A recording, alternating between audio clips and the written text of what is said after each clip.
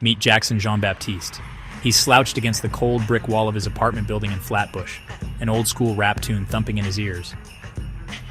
The cool, damp city was vibing with the usual evening hustle and bustle, but Jackson's thoughts were a million miles away. He was worried. His mother and siblings were still stranded in gang-infested Haiti, his father working tirelessly to bring the rest of them to the U.S., and Jackson himself struggling to not be swallowed up by the street life. Jackson often recalls his dear mother's encouraging advice, "Trust in God with all your heart, my son." But how can I trust a person I can't see? Jackson wonders. Does God even care about me? All his fears, doubts, and anxieties just loomed over him, like an insurmountable wall. Suddenly, a strange yet comforting light sparkles from a crack in the sidewalk. And just like that, Jackson felt as though he were swirling within a whirlwind of colors. The dark, drizzly city seemed to evaporate, replaced by an ancient desert scene. Jackson was stunned by this bizarre event. Just then, a band of warriors approached him, their faces set with firm determination.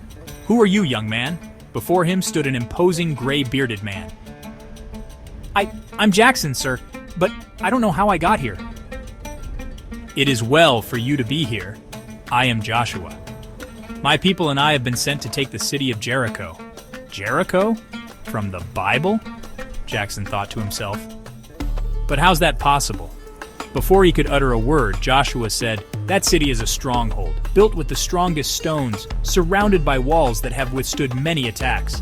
But our God, Yahweh, has commanded that we conquer it." "But why?"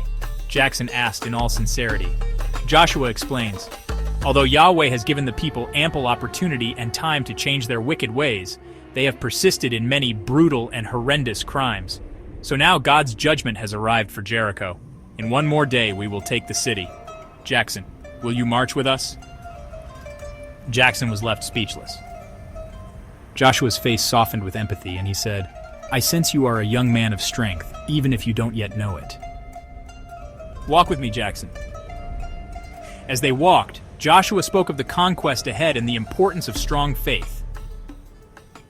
That night, around a campfire, Jackson reflected deeply on his conversation with Joshua about having faith. Nearby, the warriors sang songs of praise and prayed together, their voices rising into the starry sky. There was something strangely comforting about the rhythm of their words, like they were calling on something greater than themselves. Could this be a chance for me to change? Could I learn from these people who had so much faith and strength? As the fire flickered, Jackson dozed off. The next morning, they stood at the foot of Jericho's massive walls.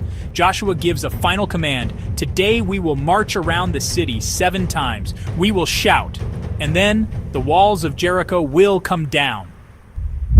Could this strategy really work? Jackson thought. Those walls are so huge. Yet in his heart, he felt his mother's encouraging words, "Trust in God with all your heart, my son." As they marched, silence hung heavy in the air, broken only by the sound of their footsteps and the blowing horns. Finally, they all shouted, and the walls came crashing down. Jackson stood, frozen, as he watched the seemingly impossible unfold. The walls of Jericho were completely demolished. Joshua finally turns to Jackson and says, "You were brought here for a reason, Jackson. In moments of doubt and fear, remember how faith brought down the walls of Jericho. You too can break down the walls in your life. Always trust in the great God, Yahweh." And just like that, with the triumph of victory in the air, Jackson felt a pull of a gentle force. The world around him spun once more. He seemed to be back in the streets of Flatbush. Was he dreaming? Was it just his imagination running away with him? Whatever the case, Jackson stood taller now, a sense of strength filling him. The weight of his problems no longer felt as heavy. Now he was convinced that with God's help, his fears, doubts, and anxieties, yes, the walls in his life, could be overcome, just like the walls of Jericho. Thanks for watching, and please click like, share, and subscribe for more Bible benefits.